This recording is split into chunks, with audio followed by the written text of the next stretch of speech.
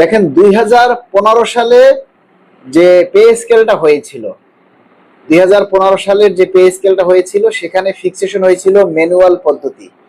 Manual মানে হাতে লিখে আমাদের সেই ফিক্সেশনটা হয়েছিল। এবং তখন কিন্তু ওই 1 জুলাই থেকে সকলের ইনক্রিমেন্ট চালু ছিল না। তখন ইনক্রিমেন্ট ছিল যার যখন বছর পুরায় তখন তারপর দিন থেকে তার ইনক্রিমেন্ট শুরু হয়। তো 2015 সালের পর থেকেই কিন্তু এই আইব্যাস সিস্টেমটা চালু হয়েছে। এবং সারা বাংলাদেশে আইব্যাস সিস্টেমটা কিন্তু একবারে চালু হয় নাই, 2-3 বছর ধরে তারপরে এই সিস্টেমটা চালু হয়েছে। কখনো এই সেক্টরে, কখনো ওই সেক্টরে, কখনো এই মন্ত্রণালয়, কখনো ওই মন্ত্রণালয়, এইভাবে করে করেই কিন্তু আইব্যাস সিস্টেমটা সারা বাংলাদেশে আজকে আওতার মধ্যে নিয়ে এসছে। এবং আইব্যাস সিস্টেমের ইয়াটা হচ্ছে, অপশনগুলো হচ্ছে আপনি যেভাবে আইব্যাস সিস্টেমে কম্পিউটারে সেট করবেন ঠিক ওইভাবেই সে কাজ করবে।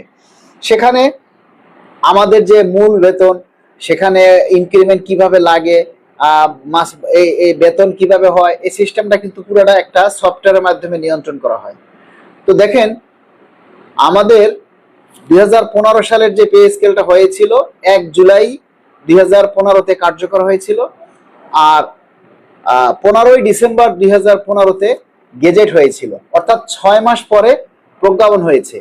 কিন্তু 1 জুলাই থেকে ওই 6 ডিসেম্বর পর্যন্ত যে 6 মাস ছিল, এই 6 মাসের কিন্তু আমরা বকেয়া পেয়েছি। আমি নিজে পেয়েছি। আমি কিন্তু 2005, 2009 এবং 2015-তে 3টা পে স্কেল পেয়েছি। এবং এই 3টা পে স্কেলই কিন্তু প্রকাশকাল থেকে 6 মাস পরে প্রজ্ঞাপন হয়েছে। এবং এই 6 মাসের আমরা বকেয়া পেয়েছি। এখন দেখেন এই 2026 সালের পে স্কেলটা হচ্ছে 11 বছর পর। এটাও একটা কথা যে 2009, 2015 সালের প্রজ্ঞাপন হয়েছিল, তখন মানুষের মধ্যে এত দুশ্চিন্তা ছিল না, তখন পে স্কেলের জন্য কেউ এত আন্দোলন করে নাই, নিয়ম অনুযায়ী সবকিছু হয়েছে। কিন্তু 11 বছর পর পে স্কেল হচ্ছে, এখানে গেজেট হতে দেরি হচ্ছে, এটা একটু উদ্বিগ্ন হওয়ারই বিষয়। কিন্তু বিষয়টা হচ্ছে দেখেন 30শে জুন বাজেট অধিবেশন মাত্র শেষ হলো। 30শে জুন বাজেট অধিবেশন মাত্র শেষ হলো। তাহলে যেখানে বাজেট অধিবেশনে পে স্কেলের ঘোষণা করা হয়েছে, সেই বাজেট অধিবেশনের পে স্কেল বাস্তবায়নের ঘোষণা দেওয়ার আগে মহামান্য রাষ্ট্রপতি এবং মাননীয় প্রধানমন্ত্রীর অনুমোদন হয়েছে। সেই অনুমোদনের পরেই কিন্তু এই পে স্কেলের 1 জুলাই 2026 থেকে বাস্তবায়নের ঘোষণা দিয়েছে সরকার। সুতরাং এইটা কিন্তু বাতিল হওয়ার কোনো সুযোগ নাই। আপনার এখন এই মুহূর্তে যদি 1 জুলাই থেকে বাতিলও হয়, তাহলে কিন্তু আমরা কর্মচারীরা কেউ বসে থাকবো না।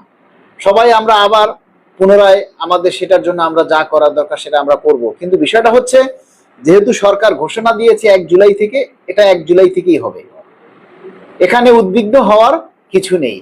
এখন আমরা যেটা গত কয়েকদিন আগে যে সচিব কমিটির চূড়ান্ত মিটিং হয়েছে, ঠিক আছে, সেই মিটিংয়ে কিন্তু যে সিদ্ধান্তগুলি হয়েছে, সেই সিদ্ধান্তগুলির মধ্যে ওই দিন সিদ্ধান্ত হয়েছে শুধু আপনার এই যে সশস্ত্র বাহিনী, জুডিশিয়াল, হ্যাঁ, আর একটা যারা আছে তাদের নিয়ে সিদ্ধান্তগুলি চূড়ান্ত করা হয়েছে। কেননা জনপ্রশাসনে আমরা যারা জনপ্রশাসন মন্ত্রণালয়ের কাজ মানে চাকরি করি, তাদের সুপারিশ কিন্তু আগের মিটিংয়ে চূড়ান্ত হয়েছে। তো গতকাল এই মিটিংয়ে বাকি সবগুলি চূড়ান্ত করা হয়েছে। এখন তাদের চূড়ান্ত সুপারিশ সরকারের কাছে জমা দিতে হবে না, সরকারের কাছে জমা দিতে হবে।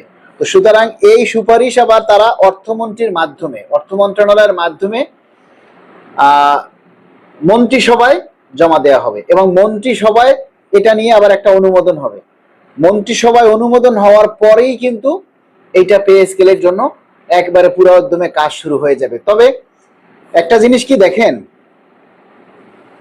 গেজেট হচ্ছে একটা বিষয়ের দলিল। এখন মনে করেন একটা আইন পাশ করলো, একটা আইন পাশ করে সেটা আপনার একটা গেজেট করে, এটা খুব সহজ, অল্পতেই করা যায়। বা একটা সেক্টরের জন্য যদি একটা গেজেট করে, যেমন শিক্ষা ডিপার্টমেন্ট নিয়ে একটা নিয়ম জারি করলো এবং সেটার জন্য গেজেট হলো, সেটা খুব সহজেই করা যায় একটা সেক্টরে। তারপরে আপনার অন্য যে কোনো বিষয় নিয়ে আলাদা আলাদাভাবে গেজেট হয়, সেটা আলাদাভাবে একটা জিনিস হতে পারে। কিন্তু পে স্কেলের গেজেটটা, এইটা কিন্তু সারা বাংলাদেশের সকল সরকারি, আধা সরকারি, স্বায়ত্তশাসিত, রাষ্ট্রায়ত্ত ব্যাংক প্রতিষ্ঠান, পুলিশ, আর্মি, বিডিআর, তারপরে নৌবাহিনী, বিমান বাহিনী, বিজিবি, হ্যাঁ, এরকমের আরো যারা আছে, যারা সরকার থেকে রাজস্ব সুযোগ সুবিধা ভোগ করে, তাদের সবাইকে নিয়ে হলো এই প্রজ্ঞাপনটা। এবং এই প্রজ্ঞাপনের সাথে লক্ষ লক্ষ হাজার কোটি টাকা জড়িয়ে আছে, যেটা একবারে আজকে বললাম আর কালকেই হয়ে গেল না। এটার অনেক হিসাব নিকাশ আছে। আরেকটা জিনিস হচ্ছে 2015 সালে কিন্তু আওয়ামী লীগ সরকার পে স্কেলকে বাতিল করে গেছে, যে আর কোনো পে স্কেল হবে না। এরপর থেকে দ্রব্যমূল্যের ঊর্ধ্বগতি হইলে তার সাথে বেতনের সমন্বয় করা হবে। কিন্তু আওয়ামী লীগ সরকার সেই বেতনেরও সমন্বয় করে নাই, আর পে স্কেলও বন্ধ করে গেছে। এখন সেই বন্ধ পে স্কেলটাকে আবার আইন করে চালু করতে হবে। তো আইন করে চালু করতে গেলেও সেই আইনটাকে আবার পাশ করতে হবে। একটা জিনিস যেভাবে বন্ধ করে আইন চালু করে, আবার আরেকটা জিনিস আইন চালু করেই সেটাকে আবার সেটার দ্বার উন্মুক্ত করতে হয়। তা এই যে বিষয়গুলি, এইগুলি নিয়ে তো সরকারের নীতি নির্ধারক যারা আছেন, সচিব পর্যায়ে যারা আছেন, তারা আসলে সকলেই কাজ করছেন, কেউ কিন্তু বসে নেই, প্রত্যেকেই যার যার জায়গা থেকে কাজ করছে। আপনারা শুধু, আপনাদেরকে আমরা অনুরোধ করি যে আপনারা শুধু আপনাদের দাবিটা চালিয়ে যান। গেজেট প্রকাশ না হওয়া পর্যন্ত আমাদের যে দাবিগুলি, সেই দাবিগুলি আপনারা প্রচার করেন, সেই দাবিগুলি তুলে ধরেন। আপনারা অনলাইন মিডিয়ায় যে নিউজ দেয় ঘন্টার পর ঘন্টা, প্রতি ঘন্টায় ঘন্টায় তাদের নিউজ হেডলাইন চেঞ্জ করে, কিন্তু ভিতরের লেখা একই থাকে। প্রত্যেকটা অনলাইন মিডিয়ায় দেখবেন যে হেডলাইনে দেয় একটা আর ভিতরে লেখে আরেকটা, ঠিক আছে? তো সুতরাং এই জিনিসগুলি আপনারা এড়িয়ে চলবেন, এই জিনিসগুলি আপনারা দেখবেন না। এদের এদের নিউজগুলি যদি আপনারা দেখেন, দেখবেন হেডলাইনে যেটা লিখছে, আপনারা হেডলাইনটা দেখেই আপনারা মানে এটা সেটা বলা শুরু করেন। এটা ঠিক না। আপনারা যদি মানে অনলাইনের কোনো নিউজ দেখেন, তাহলে সেক্ষেত্রে দয়া করে পুরো নিউজটা পড়বেন।